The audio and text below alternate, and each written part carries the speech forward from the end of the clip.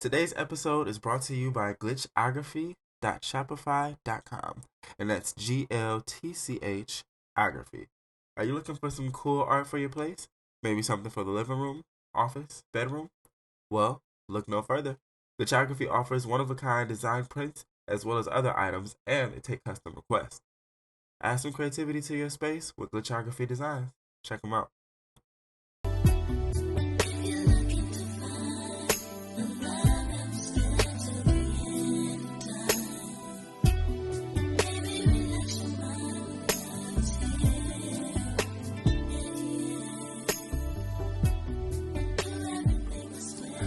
What's up, lovers and friends? It's your boy Trigger Troy, and welcome to the first episode of Love Journal, my very own podcast where I take a journey into understanding my love life better and healing my relationship with love. I started this podcast because, as a conscious person, I recently turned 30 and realized I had some trauma surrounding love that I know I can allow to influence me moving forward in my life. To dive a bit deeper, I recently found myself shuddering at love songs and cringing during lovey-dovey scenes in rom-coms. Now, as a multi-skilled artistic person, low-key flex, that all sucked for me. As a singer, some of the best songs to sing are love songs, and as a writer or actor, some of my favorite films are rom-coms or center around a romance in the plot. So I had to take a step back and ask myself, how can I have love if I can barely stand it? Now, if you don't know me, quick introduction. I'm an artist from Detroit, but I currently reside in Arizona. I like to consider myself a bit of a renaissance man. I write, do photography, graphic design, dance, sing, act, all that. If it's art, I pretty much do it. I'd say I live for art. Check me out on Instagram, TriggerTroyD, or my art page, Glitchography, which is GLTCH and TikTok, TriggerTroyD514. All right, so let's go ahead and get started. Each episode, I'll be exploring a different question or topic with people that I'm close to, that I struggle with, to get their take and, ultimately come to some sort of basic understanding.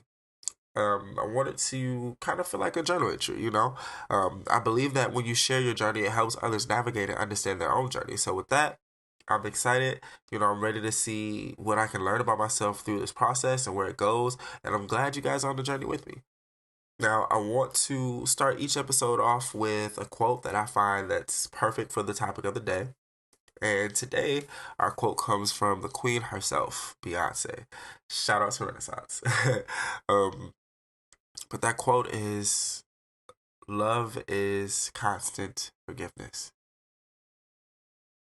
Now, we all know she has experience in this herself, and while the concept isn't exactly new to me, I struggle with it so much mentally because I'm not sure where the line is on when you stop forgiving or compromising. If you miss the line, like I often have, you end up losing yourself. So, topic today is, where do we draw that line and what we're doing for our loved ones between losing ourselves and compromise? I thought about this one mostly because of my previous relationship, but I noticed the pattern and the fact that I do it in multiple, or have done it. But mostly my previous relationship is what kept me considering how often I do this. The thing is with him, I did it in situations that I didn't even think were so big at the time. For example, books, right? Reading.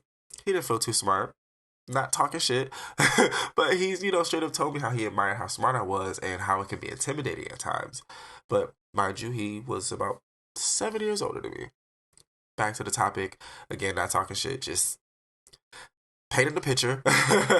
But I will be reading, and I'm a multitasker too, so I would read multiple books. I'll read a chapter of one, put that down, grab another, read a chapter of that, put that down, go to another. And he would make me feel weird about it. Like, oh, you're always reading. I can't I can't explain it, but there was like this negative connotation about it that made me feel bad. So eventually I kind of stopped doing it as much. Stupid, right? Another thing that I remember is like tarot cards. Like, if you know me, I'm a spiritual person, and I've done tarot off and on for about 8-9 years now. It's genuinely a journey. It's something that you do take breaks from, and ultimately it's not something that's small for me. I have like 7 decks, so this is something that I'm like genuinely into.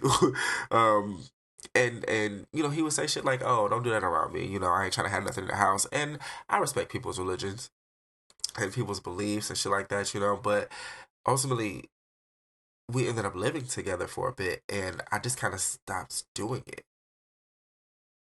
Not, you know what I'm saying? I wasn't allowed the space to do something for like you know, technically I could have done it, but like I said, it was a compromise for me that I just kind of chopped off, you know, if that makes sense. But and then just and then don't get me fucking started, bro. Like I just remember like how I compromised my love of foreplay.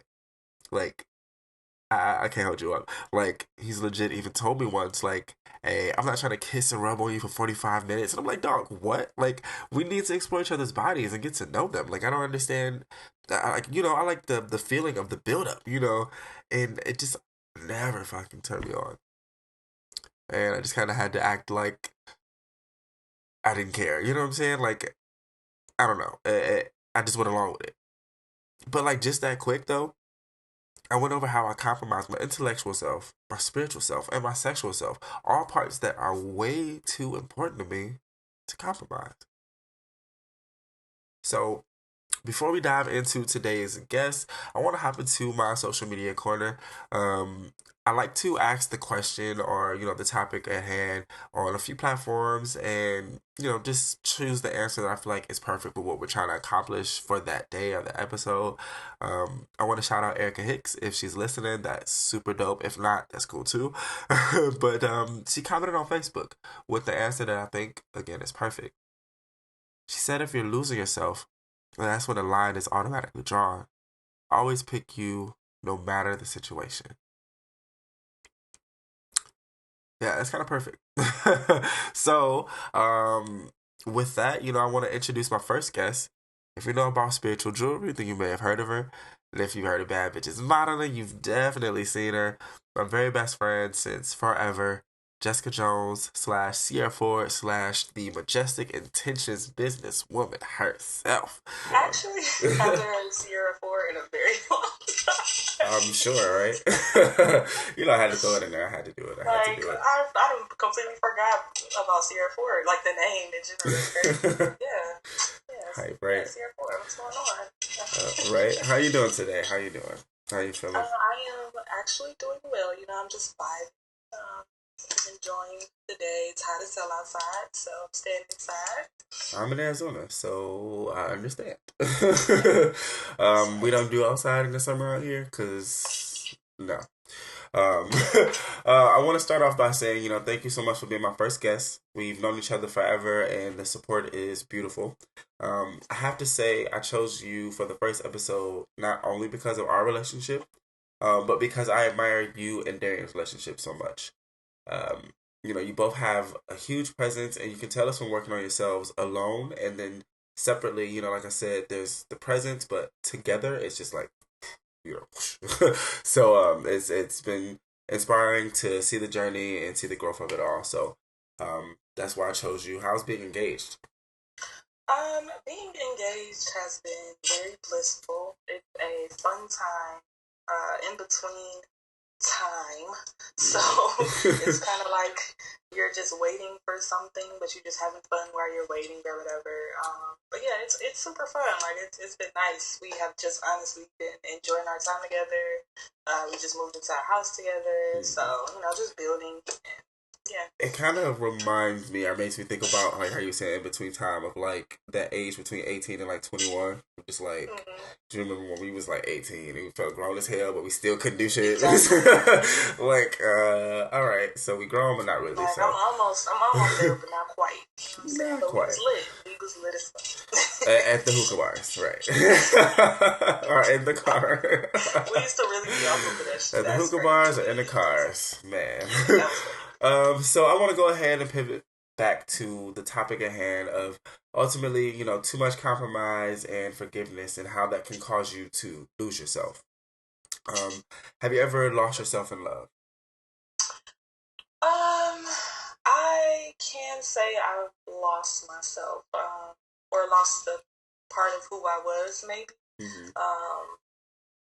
I'll say like I blame it on quarantine, but I mean it definitely was a part of me stopping modeling too. But just because I was in a relationship, and I think my focus uh, was turned into was turned onto my relationship and building that. So Right. the energy from that went there. But then also, I found something new.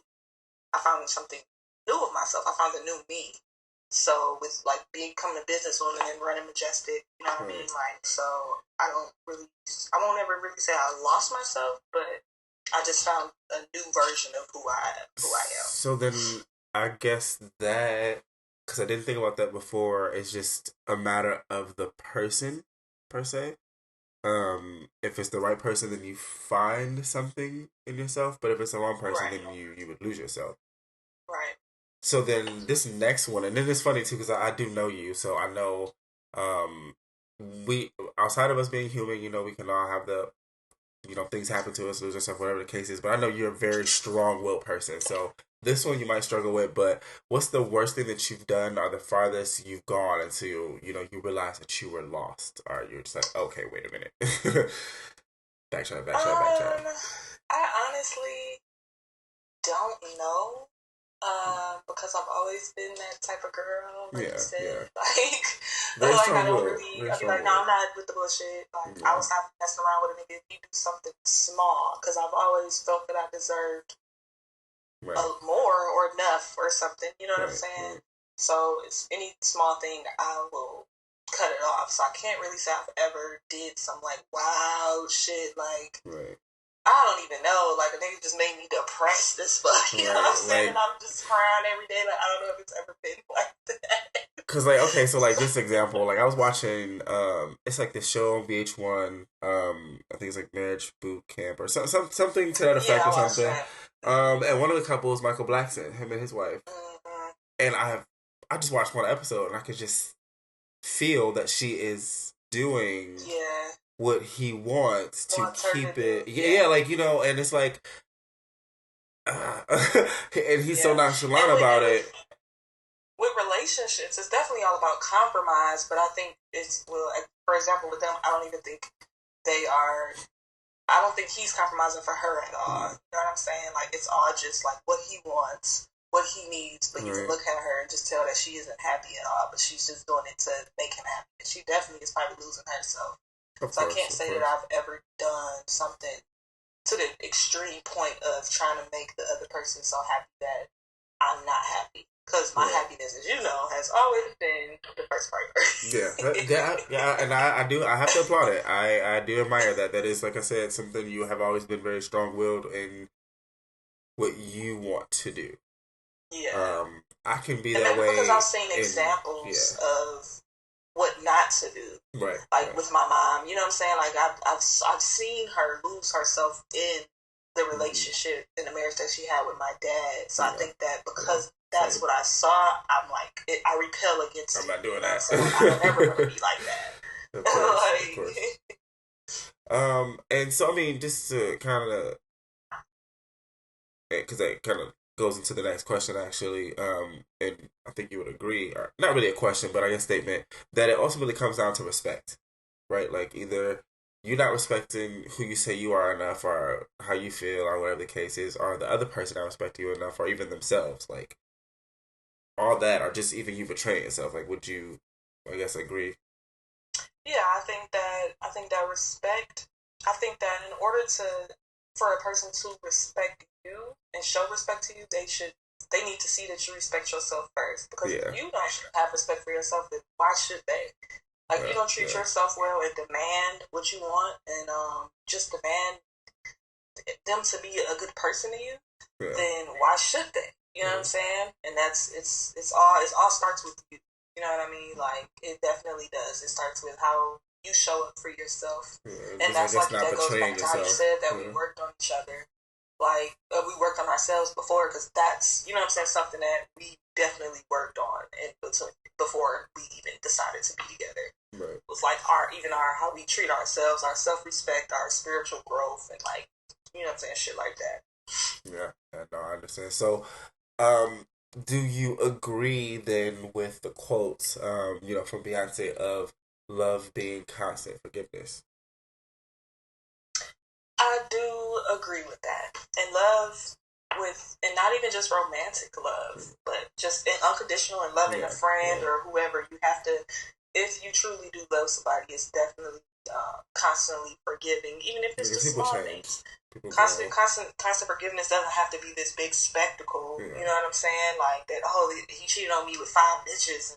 You know what I'm saying? I'm taking it back because I forgive him. I feel like that's a little bit of abuse. You know what I mean? Right, and so that's kind of, I think, where my mind goes immediately when, because it's kind of relating it to like how you were picking up parents and stuff like that. You know, I have some of my own things too, and it's like, I think my mind goes to the words, false forgiveness. Yeah, that and like false because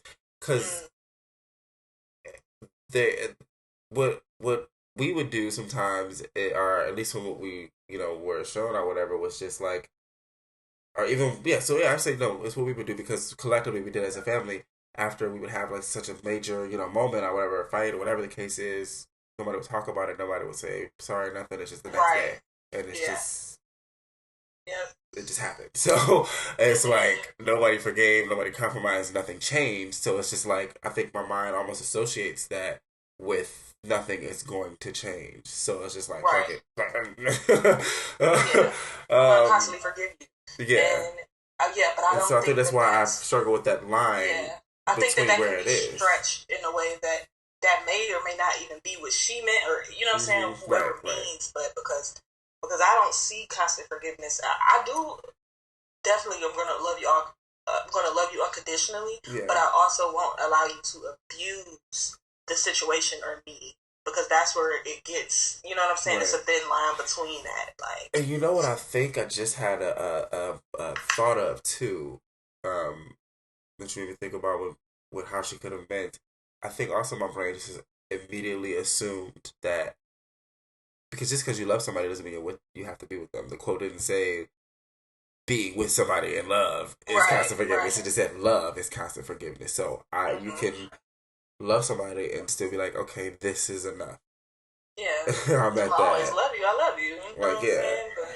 But I can't. I can't take this anymore. So then, I guess my last question is, do you have any advice for anyone in love who may not be, betraying themselves currently, but, they're not sure if they should continue to pursue the relationship waiting for it to change? I would say wait. There's nothing wrong with waiting, because I definitely waited, but I waited with boundaries. Right. And we both waited with limits. I didn't just wait and not living wait for love and make myself not available to the world and just like, I'm waiting on this one man. I still live my life, you know what I'm saying? Have fun. We both did, you know what I mean? And we waited until the right time for the both of us. But don't let somebody abuse your time. Yeah. Either. Yeah. It's just a balance. You have to be aware of like when you're being taken advantage of, or just anything, you know what I'm saying? And when you do deserve better. But yeah, there's nothing wrong with waiting, just as long as you set boundaries for your time and who, you know what I'm saying? Just who you are. Like when me and Darian would stop talking, back in our old days, like you could come and, you know what I'm saying, you could come back and you could hit me up, but in between that time, I'm not sitting up like, oh my God. Where is he you know what I'm saying? He's just telling me these sweet nothings to my ear, like, oh, okay, nigga, if you want to do something, you got to prove it to me. You know what I'm saying? Yeah. I'm done with like the back and forth. This is, you know what I'm saying, this is what I'm going to do, this is what I'm going to do. And I think that when he started to show up and show me when he was ready too, because sometimes people aren't ready, you know what I'm saying? I understand it. We definitely had to understand. But when he started to show up for me, of course, the one time where like I was supposed to fly out there and he just ghosted me. You know what I'm saying? I stopped talking to him for a very long time. That shit there. I stopped talking to him for a very long time. Forgot about that. But when he was ready, and ever since then, he has shown up and hasn't disappointed me at all. Because love is never going to be not disappointments, but it's about how the person shows up, wants to improve themselves and shows up for you. You know what I'm saying? If they respect you enough, they'll be willing to be like, okay, I gotta switch some shit up. I gotta change if they love you enough. So yeah, just boundaries. Yeah. I'll say just have boundaries with how you love, no matter who it is. Right. Yeah. Wow. Yeah, that's perfect. Shit. Well, I want to say, again, thank you so much for being my first guest. I appreciate you and your honesty, your vulnerability, and most importantly, your love. I want to wish you and the homie Darian nothing but blessings, good luck, and just beautiful everything on the next chapter of you guys' life. Thank you. I appreciate you so much. Thank you so much. I love you. I love you. Thanks, love you. Have a good one. All right, so really quick, I just want to say because I have been working on this for a while. Congratulations to my best friend because now at this point she is definitely married. I love you guys and congrats on everything again. But just to hop back into the topic again, I guess it all comes down to a few things, right? Knowing yourself and maintaining healthy boundaries and self respect, taking time to get to know yourself, stopping yourself in your tracks before you betray yourself or dig deeper into losing yourself, respecting who you said that you are, and demanding that same respect back. Once you know yourself, you know what's important to you, so the boundaries should begin to build and the betrayal should stop. Kinda wish I knew this before a few of my previous encounters, but hey, better late than never, right? um, Last segment of the show, I actually want to leave you guys with a film. Something if you know me, you know I love movies, and I think that's a good way to just end everything. You know, encapsulate the conversation of the episode. Basically, today's film is Twilight, New Moon. I think this film is perfect. It displays a lack of boundaries so prevalently that it ultimately displays a thin line between love and obsession. Edward wanted to kill himself in such a brutal way, because he thought Bella was dead. Bella was willing to hurt herself to see Edward and completely alienate and forget about her family and friends just to be with him. Jacob was willing to ignore his family's proud heritage and just, throw all that out the window for the possibility to be with Bella.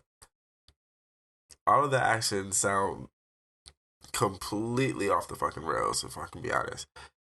But hey, maybe some of them were justified? I don't know. If you think so, check it out. Let me know. How far did they go before they themselves disappeared? Just give it a watch and think about it. Before I let you guys go, please check out my poetry book, now available on Amazon and Kindle, The Boy Who Lucid Dreamed, the first of many. But again, my first official poetry collection full of some amazing work, if I do say so myself, and not just saying it because it's mine. But seriously, guys, I want to thank you so much for listening to my first episode. I want to thank you for going on this journey with me. I truly appreciate it. And until next time, love, love. Peace.